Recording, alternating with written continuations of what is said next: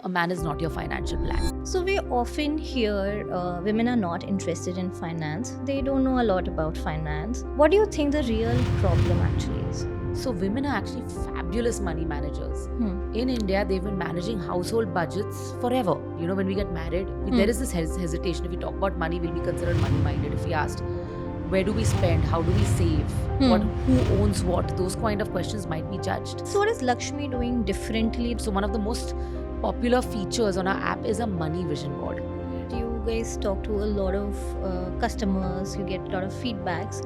What is the behavior that surprised you the most? That this is not an India problem. Women not growing their money, not investing in the capital markets. It's actually a global problem. There is a difference in the way women and men manage their money. The way financial services is made has unfortunately been based on a man's behavior.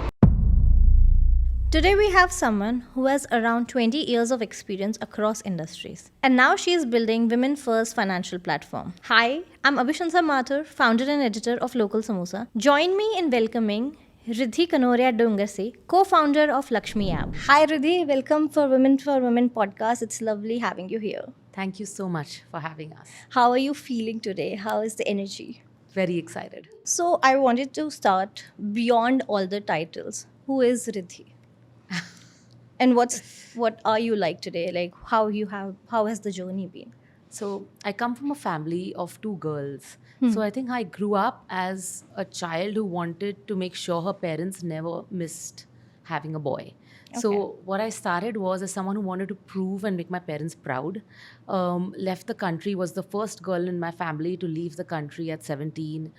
Did grade 12 in Stratford, studied at Warwick, did a computer science and business studies degree. Worked at UBS in London, but my roots were always in India. I mean, one, from the potential perspective, two, from family. And I think India is a growth story. So came back to India, worked in the family business. Okay. I think as a personality, I've always liked solving problems. I mean, as women, we are nurturers. We like helping other people. So I think my skill set of building businesses and my tech background made me want to step out of the family business. That's where around 12 years back, I launched my first startup called Credit Monk. So Credit Monk was basically like a trip advisor for businesses. All businesses in India work on credit, but they don't get paid on time. So on Credit Monk, you could go rate other businesses, whether they paid you on time, how much credit can you give them. That basically segued into me launching Industricals with my silent partner, which was actually a B2B distribution startup, but the monetization was distribution and lending, which is fintech related. So that's a little bit about me. I have two kids. I live in Bombay. I've lived all my life in Bombay. I think this is where, you say a Karm Bhumi. This is where I love building. And I think it's a very exciting time to be building in India today, which is what we are doing. So you mentioned you build in credit, you build in fintech and commerce, then you are a parent and an author.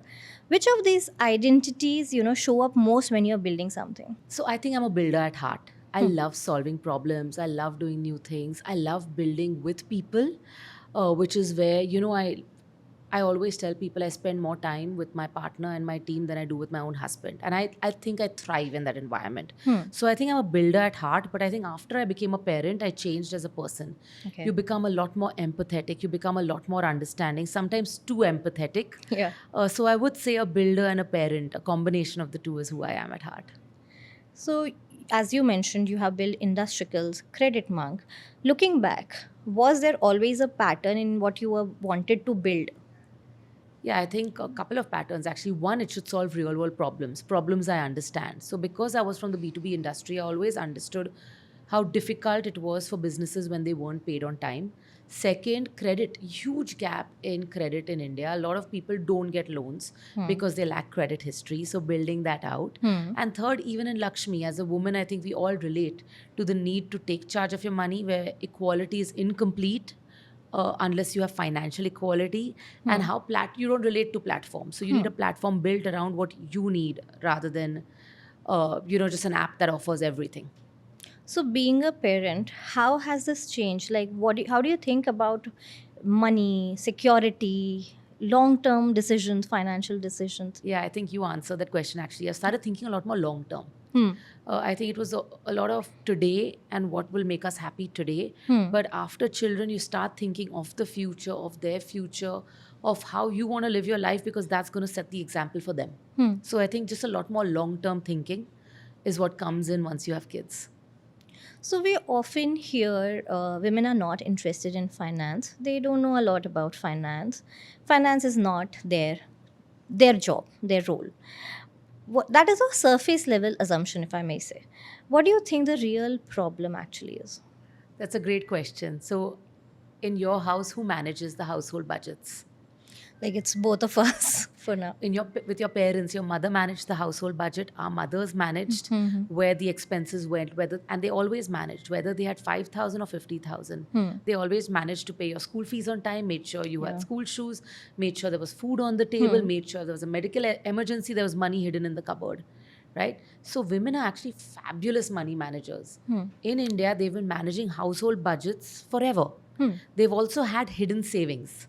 Right. Where the gap is they've not grown their money. Now, history has proven that capital markets are true wealth creators because they beat inflation. And in the long run, they actually give you the best returns across all investments, right? Women have not been investing in the capital markets. There's a very small percentage that they have. They invest in FDs, Right. they invest in the post office, they invest in chit funds, or they buy physical gold. Right. But most of these don't beat inflation. Right. So I think the gap is that financial services or investing in the capital markets has not been built around the behavior of women. Yeah, so what was the basic gap that you saw? And how are you building, like, not just India, but structurally, how women are not the focus for financial systems, and how are you building that and solving that problem?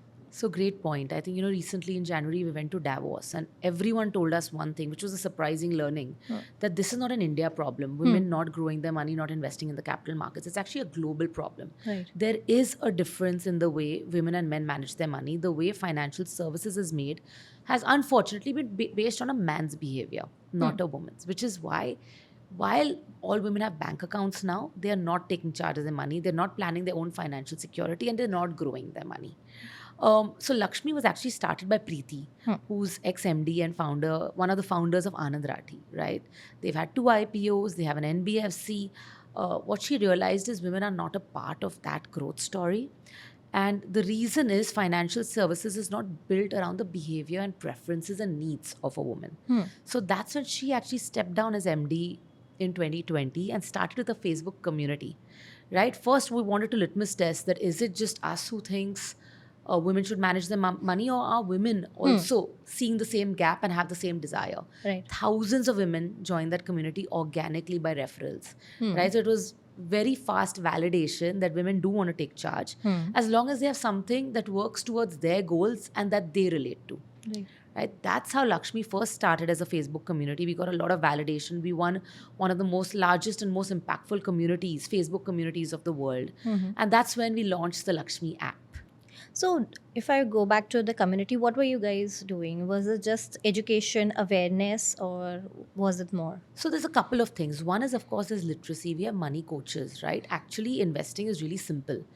So we created this 1-hour boot camp. We have these 1-hour live sessions where in 1 hour, you get a basic overview of how much should you spend, how should you save, where should you invest in, what are key life goals, right? So that one part, that's one part which the community helped with. The second is actually community support, right? So for example, someone at your life stage where you have a 15-month-old child, your money questions or goals will be different to mine. I have an 18-year-old son, Yes. right? I'm thinking maybe if he wants to set up a business in a few years. You're thinking I want to ensure they have enough for their child education plan, right? So there are other mothers in the same situation that kind of tell you how they navigated it, right? So one is learning from the money coaches, two is learning from each other. Okay. And we have some women who are very out there, they'll go ask questions. Some women will be quiet and just listen and learn from the question other mothers ask. So it's kind of like a peer, safe support group where women help each other. And at the same time, because it's financial services, you have money coaches that kind of ensure the right support has been given. So, when you guys started with the Facebook community, did you guys see a kind of pattern with the women category that are not interested or actually taking interest in having investment or building financial security for them? Was there one kind of strata of even in women? So I think we have women who are just starting out of college. We have women who are mothers. We have older women, professionals, and non-working across the board on our community, right? And they all actually say the one thing they all say is we wish we'd known about this earlier. We wish Right. there was a platform like this when we were younger, right? The second, actually, the what we've seen is when women come, they're hesitant, and the first question is, how do I secure my child? How do I secure my family? Or it's questions that come from a place of fear. But after 6 months, we've seen this shift where they start talking about their dreams. I want to be the first one to buy a car or house in my Yeah. family. I want to plan for a vacation. Right. So I think that's the shift we've Shift, seen, yeah. where from fear-based questions and safeguarding, they actually start owning their dreams. Right. So, and how is the difference now? Like when you guys just started, what kind of women and how much percentage of women would be interested, and how this shift has changed as when you guys built Lakshmi app? So there when- must have been increase. I'm sure a lot of women are now interested in learning about mutual funds, finance. So Yeah, I think when we started, it started as a Facebook group from zero. It slowly grew to thousands. And now we have over 1 million signups on the Lakshmi app. So we have the Facebook community, we have Insta, and of course, we have the Lakshmi app where you have a community. Then we are also India's first UPI for women. So actually, from the community, women love UPI, they use UPI, they engage. We have a budget tracker. Right, and then via that budget tracker, they start investing their money into personalized curated mutual fund options. So, what is Lakshmi doing differently than the other investment apps or UPI apps? So, financial services or other apps basically they start with transactions. Come buy this, come invest in this, come grow your money. Lakshmi actually turned that around on its head. We first say, come build trust, come build self confidence, come learn. Right? So, we don't start with transaction, we start with trust, we start with literacy, we start with comfort. And then we say, now this is what do you want to do? Do you want to spend? Do you want to save? Do you want to invest? Or do you want to just talk to someone? So we turn that whole cycle on its head and we say, first come build trust. So, what did the early days look like? Was it like, did you guys were planning to build the product right, trust right? How do you earn the first customers from community to the app?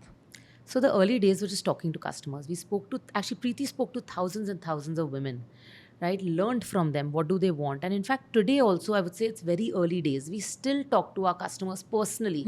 The entire team and us, we talk to our customers every week just to understand what do they want, what are they liking, what are they not liking, what is missing, what should we prioritize. So I think it's still very early days for us. We're still building. We've just launched UPI. So When you position for women, there are a lot of questions, right? How do you answer them? How do you gain trust from investors? Did you guys get a pushback from partners, investors, or anyone from the room?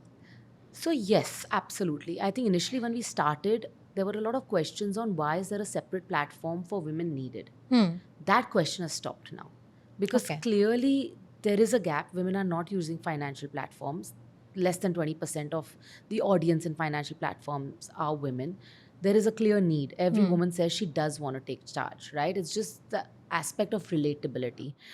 So yes, we did have many partners, investors tell us why a separate platform. I think that question has stopped now.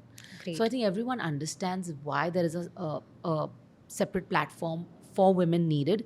In fact, now we're getting a lot of support from the ecosystem. So whether it's why do they need a different UPI? Why do they need a budget tracker? Why do they need curated portfolios? Why is community important? Why is literacy important? I think there's a lot of understanding. And actually, everyone in the ecosystem now wants to partner because I think there's come a time where we are all specialists in what we do. So we know our expertise is serving women. So I think there's a lot of now interest from the ecosystem to partner with us. You were talking about that you guys talk to a lot of customers, you get a lot of feedbacks. What is the behavior that surprised you the most? You guys are building for a kind of women, but you realize there are layers of this. Yeah. So I think the one thing that surprised me personally the most is we had women, like I said, when they came on the community, they were very worried. They would be scared to ask questions. They Yeah. would sometimes when we'd call them, we'd say, "Have you downloaded the Lakshmi app?" They'd say, "Nahi, nahi, but बच्चे ने कर लिया होगा भूल से." They were scared to admit that they've downloaded a money app. Oh, But 6 months later, once they'd been on the platform, they were talking about IPOs, they were talking about crypto, they were talking about buying their own house. So I think that shift in 6 months from fear to confidence is what was amazing to watch. but why do you think that hesitation existed? See, there is a lot of socioeconomic conditioning, right? One, women generally are not spoken to about money when we are growing up. We don't have anything called financial services or financial education in school. There is a fear of being judged as money minded. You know, when we get married, there is this hesitation. If we talk about money, we'll be considered money minded. If we asked, where do we spend? How do we save? Who owns what? Those kind of questions might be judged. So there is a lot of socioeconomic conditioning where that fear has set in. So, what are the common fears or misconceptions women bring to the table while you speak to Lakshmi community, that why we can't invest or how much to invest? Yeah, I think that's one of the first, that you need a lot of money to invest. You don't need a lot of money to invest. You can start with 100 rupees. Right. Right now, you can even start with 10 rupees. Right. Secondly, that it's complicated. It's actually not complicated. Right. Like I said, we have a 1-hour financial fitness boot camp. It can tell you how to ensure you have asset allocated, diversified portfolios. It sounds complicated, but basically you can go to the app and in 100 rupees start investing in an asset class that is far superior than just an FD or leaving it in your bank account, and definitely better than investing in physical gold. No, I've been to the app as I was researching about it. I do see there are a lot of things, but it's easy to navigate and it's easy to understand. Do you think financial products, and not just in India, are designed specially for women, and or women are asked to adjust for the male dominated or the the systems that are made for male? We 100% think financial services have been made by men for men, right? And this is nowhere, this is not a gender conversation. It's just that's who built the financial systems. I don't know if you've read the book The Invisible Woman, right? It's just data on women and representation of women has been missing, which is why lots of things have been made around men, right? For example, and this is a quote I say often, there's some 40-50% chance, higher chance of a woman getting injured or dying when she's wearing a seatbelt than a man. That's because the seatbelt was made around the biology of a man. Okay. Right? And it is so that book Invisible Woman kind of tells you where either women themselves have not been there or data points have not been there, right? Which is why financial services has not been built around the behavior of women. For example, when men talk, they'll say, "Kis mein invest kar raha hai?" Right? How much alpha are you getting? Oh, my portfolio made this returns last month. Women won't really have that conversation. They're like, my child's fees are coming up in 3 months. I want to make sure I have enough for that. I want to take a sabbatical for, I'm going to have to take maternity break. I want to make sure at that time I have enough funds to spend on whatever I need as a new mom, right? I want to retire with XYZ. I have responsibilities towards my parents. I want to go on this trip. This is how I secure myself. So women think around goals. There are no financial platforms right now built around that behavior, right? Most women have a money vision board. So one of the most popular features on our app is a money vision board. Okay. Right? So we had women actually starting it and they're like, we love it. So it's a child education plan, my retirement home plan, my travel plan, my XYZ dream, right? And we actually after that had them saying, when my husband saw me do this money vision board, he added his Harley there.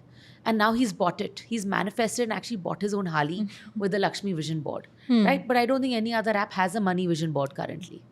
So women have a lot more emotion and they're a lot more goal based in their investing, which is what we are building Lakshmi around. What is one mindset shift that can change women's life financially, and how you can build around it? The one mindset shift that women need to understand is that a man is not your financial plan. You might have a great father and a great husband and great sons, but you should not be relying on them for your financial security. Point one. Point two, you definitely can start investing your own money, starting even small. And like I said, we have professionals and we have homemakers. Whatever budget you have, whatever money you're given, whatever liquidity you have, you need to invest 20% of that. And honestly, that'll help you set you up beautifully to build a financial safety net for yourself. And without ensuring financial equality, you cannot have true equality. Fintech is a high trust space, and even more so when your user is a first time investor who have never managed their own money. How do you build a feature for them? How do you train them than the regular customer?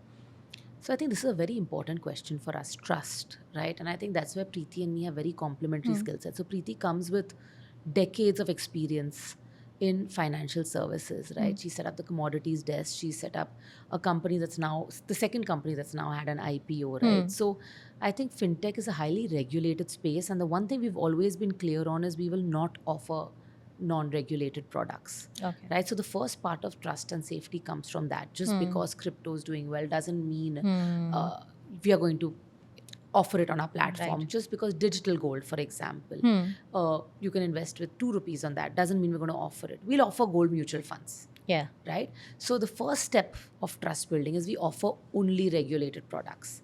Second, there are thousands of regulated products. What we do is give the same kind of support that the super wealthy, the HNIs get.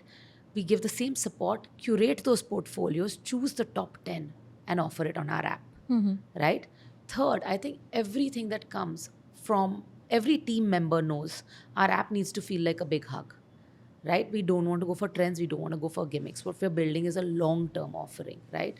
So every piece of advice we give, every conversation we have, it is thought through, it is based on regulations, and it's keeping the long-term view in mind.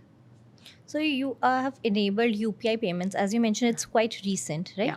And you are building on India's digital payment infrastructure. Yeah. How did India DPI stack actually enable something like Lakshmi that might not have been possible somewhere else?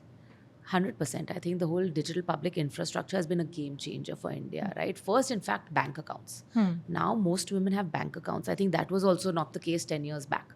So, first, they all have bank accounts. Secondly, what UPI has done is made transactions very, very easy. Yes. Right? Earlier, using a card or going to withdrawing money via an ATM or remembering your net banking PIN, these were complicated. Women don't do it. In fact, even today, you ask them, are you carrying a card? Do you remember your PIN? Do you remember your online password?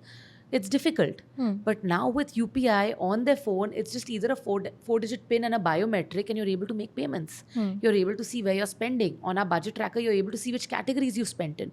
So that is definitely due to the infrastructure built by the government. Also, there are a lot of fraud and security safeguards that have been done. So obviously, it's work in progress. But I think it's hats off to the Indian regulators and the government for promoting DPI and doing this. Like whether it's Aadhaar, whether it's UPI, whether it's the entire Sarmati rails, the entire UPI rails. It's definitely been an enabler, because what we've realized is investing is one part, but the comfort builder for women is UPI. So, as your founder, how do you balance growth and responsibility, especially when you are in a financial system and especially when you're handling someone else's money? How do you own up to that? So we start at responsibility. We start at ensuring we follow all regulation and compliance. Then we build growth on top of that. So we don't first build on growth. For us, that is a non-negotiable. So you mentioned you build on compliance. Fintech is obviously highly regulated and compliance heavy. What are the realities of building in the space that people on the outside just don't see? Okay, so we launched UPI just a couple of months back, right? And I think in the last 1 year, while we were building UPI, we spent as much time in doing all the compliance bits. So we had to have RBAPT, we had to have ISO, various security certifications that actually took as long as it took to build the tech. So I think that's one thing you don't realize. There's a lot of compliance, and we actually completely agree with it. Now, Right. when we look back, every single compliance was there for a reason. It was critical to have done. So this is a Women for Women podcast, and there is a thought behind it. When women build for women, they build differently. Yeah. How do you think it is in your terms? So the first thing, every new joinee, when they join the company, we say the Lakshmi app needs to feel like a hug to a woman. So whether with the UI, UX, the community, the questions, we have a budget tracker. I'll give you one example, right? There are budget tracker. We say we want to spend only 20,000 maximum on food or going out this month. Supposing you've gone to 25,000, we don't put a stark red warning out there saying you've exceeded your budget. It's more subtle. Like, are you aware? Here's savings options for you. This is how you can save money, right? So we are not trying to tell you this is right or wrong. We're just trying to be a money companion to support you to achieve your financial goals. So this shows in your product, in your design, in your Everything. language, everything. In our literacy, in our community, with our money coaches, everything. You think if you would have, shared the red mark, the women would have been agitated, not Guilty. guilty? I think women anyway feel guilty, right? We feel guilty when we spend on ourselves. We feel guilty when we're away from our children. We feel guilty when we're with our children. How much ever time we spent with our parents, we feel guilty we've not spent enough. So Yeah. women have enough guilt. I think we don't want to do anything that makes them feel guilty. More, we want to build an app that helps them achieve their financial dreams. So, do you guys research a lot on their psychology? Is there a department for that, or how A does lot. Actually, the human touch is where we start first. Right? What are a woman's goals? What are her fears? What are her desires? How does she think? So every time our product first starts with talking to our community. We actually call our community our product managers because they give us the best feedback. Right. So, have there been moments when a women in a fintech industry felt difficult for you? Like there were rooms where you were, being pushed back, not heard, or was not given enough space for you to, voice out? So I've been a fairly ambitious woman in tech for the last 20 years. Most rooms I entered had only men. So I think I've been used to it. Okay. I can't say that I have faced pushback. I think you get used to it. Eventually, you're a woman entering men's rooms. I mean, not men's room, but you're a woman that enters rooms where there are only men. Often enough, you become used to it. I think driving that belief that this is a large opportunity is where the challenge was. But now we've seen that change. I think now everyone knows this is not just equality, it is a huge economic opportunity. Yes, I agree. So, what does financial independence mean to you? Not the bookish language or something, but what does actually it means to you? How you feel about it? I think it means spending without guilt. Spending for yourself, for your dreams, for your goals without guilt. That's me personally, but I think what for every woman it should also mean is, has she built her financial safety net? Right? And by financial safety net, what we always say is, one, you should have an emergency fund, which is, do you have 6 months of your expenses put aside for an emergency? Second, do you have your retirement plan? Right? Retirement plan basically ensures that whatever quality of life you're living today, you're able to continue it after retirement, even if you're not earning then. And third, if you have a child, do you have a child education plan? Because Right. you don't want to be 40 when your child is 18 and taking a loan to pay for his education. So have you started the child education plan? So yes, for me, it is spending guilt-free, but before that, first building your financial safety net. So, Lakshmi today has payments, savings, investments, credit. What is the larger vision? I think we want to be a money app for women and their families, which means everything, right? We have payments, we have savings, we have investments. Insurance is a very important part. Building your credit score is a very important part, and enabling loans at fair rates is also a very important part. So we want to be basically a money wellness platform for women. And what do you think the impact would be from now, like 10 to 15 years from now? I can say 5 years, we want to impact the lives of at least 20 million women and ensure they've built their financial safety net and taken charge of their financial dreams. Okay, so if there is a woman watching this who has never invested or managed her own money, where should she begin? She Like should the begin on first week of investment. it takes 5 minutes to start your first 100 rupee investment. And 100 rupee investment in mutual funds, you know what they say, mutual funds sahi hai? It's actually true. Mutual funds sahi hai. You have an expert curate a portfolio for you that you can invest in starting rupees 100. And you have history of over decades that the returns of these mutual funds beat all other asset classes, right? So start today, start with that 100 rupees. It can be the Lakshmi platform, it can be any other platform, but start investing today. All of us have 100 rupees spare in our bank account to start investing. And what is one financial decision every woman should take earlier in their lives, which we probably most of us have taken too late? So, what is that decision they should take? She should build her financial confidence that I can take charge of my own money. And from the first time she receives her money, she should start saving 20% of it. And what would you say to a woman who feel like finance is simply not for her? 100% it's for her. And if she wants equality, it has to be for her. She's not probably just been exposed to the right app she relates to, or the right literacy she relates to, or the right person who can talk to her about it. Thank you, Riddhi, for being here. It was lovely chatting with you, and loved your energy, loved how you are so focused on your work, and your experience shows in this. Thank you so much for having us.